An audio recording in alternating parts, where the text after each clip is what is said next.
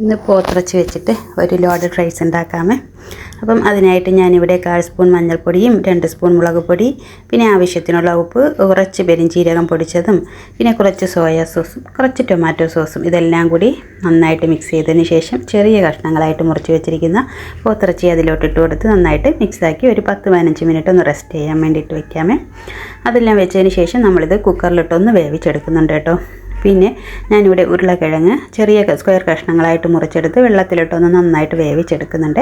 അപ്പോൾ അതിനെ ഇതുപോലെ പൊടിച്ചെടുത്തതിന് ശേഷം തരിതരിപ്പായിട്ട് പൊടിച്ച മുളക് പൊടിയും, പിന്നെ കുറച്ച് ഒറിഗാനോയും, പിന്നെ 2 സ്പൂൺ കോൺഫ്ലവറും കൂടി ചേർത്ത് നന്നായിട്ടൊന്ന് മിക്സാക്കി എടുക്കുന്നുണ്ട്. അപ്പം ഉരുളക്കിഴങ്ങ് അവിക്കുന്ന നേരത്തിന് ഞാൻ ഉപ്പിട്ട് കൊടുത്തിട്ടുണ്ടായിരുന്നു കേട്ടോ. അപ്പം ഉരുളക്കിഴങ്ങിൽ ഉപ്പുള്ളത് കൊണ്ട് ഞാൻ ഉപ്പ് ചേർക്കുന്നില്ല. പിന്നെ കുറച്ച് കോൺഫ്ലവറും കൂടി ചേർത്ത് നന്നായിട്ട് മിക്സാക്കിയതിന് ശേഷം ഇതുപോലെ ഒരു പ്ലാസ്റ്റിക് കവറിൽ എന്തെങ്കിലും ഒന്ന് പരത്തി കനം കുറച്ച് നീളത്തിന് മുറിച്ചെടുക്കുന്നുണ്ട്.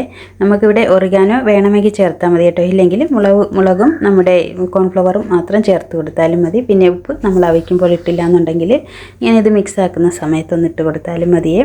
അപ്പോൾ നമ്മൾ ഇങ്ങനെ ചെയ്തെടുക്കുമ്പോൾ നല്ല എളുപ്പമാണ് കേട്ടോ. സാധാരണ ലോഡഡ് ഫ്രൈസൊക്കെ ഉണ്ടാക്കുന്ന സമയത്ത് ഉരുളക്കിഴങ്ങ് റെഡിയാക്കി എടുക്കുന്ന കാര്യം വലിയ ബുദ്ധിമുട്ടാണ്. അപ്പം അതുകൊണ്ട് തന്നെ എനിക്കിത് ഉണ്ടാക്കാൻ വലിയ പാടുമാണ് കേട്ടോ.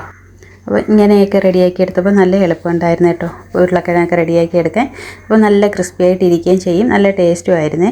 പിന്നെ അതേ എണ്ണയിലായിട്ട് തന്നെ നമ്മൾ അവിച്ച് വെച്ചിരിക്കുന്ന ഇറച്ചിയും കൂട്ടിയിട്ട് ഒന്ന് പൊരിച്ചെടുക്കാമേ.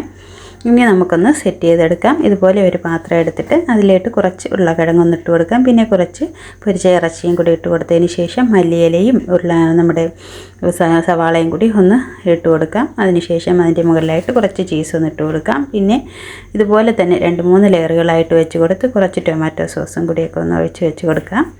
ഒരു 5 മിനിറ്റൊക്കെ നമുക്ക് എയർ ഫ്രയറിലോ ഓവനിലോ ഇല്ലെങ്കിൽ നമ്മുടെ പാത്രം ഒന്ന് ചൂടാക്കി, ഇപ്പോൾ ചരുവോ അലുമിനിയം ചരുവോ എന്തെങ്കിലും ഒന്ന് അടുപ്പിലോട്ട് വെച്ചിട്ട് ഒന്ന് ചൂടാക്കിയിട്ട് ഒരു 5 മിനിറ്റൊക്കെ വെച്ച് ഈ ചീസ് ഒന്ന് മെൽറ്റ് ചെയ്യാൻ വേണ്ടിയിട്ട് മാത്രം ഒരു 5 മിനിറ്റ് ഒന്ന് വെച്ച് കൊടുക്കാം കേട്ടോ. അപ്പോഴേക്കും നല്ല ടേസ്റ്റി ആയിട്ടുള്ള ലോഡഡ് ഫ്രൈസ് റെഡിയാക്കി എടുക്കാൻ പറ്റി.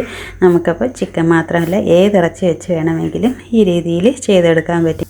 അപ്പോൾ ഈ രീതിയിൽ ഉണ്ടാക്കുകയാണെങ്കിൽ ഉണ്ടാക്കാനും എളുപ്പമാണ്, കുട്ടികൾക്കൊക്കെ നന്നായിട്ട് ഇഷ്ടപ്പെടുകയും ചെയ്യും, നല്ല ടേസ്റ്റുമാണ് കേട്ടോ. അപ്പോൾ വീഡിയോ ഇത്രയേ ഉള്ളൂ. ഇഷ്ടമായാൽ ലൈക്ക് ചെയ്യാനും സബ്സ്ക്രൈബ് ചെയ്യാനും കമൻറ്റ് ചെയ്യാനും മറക്കരുതേ.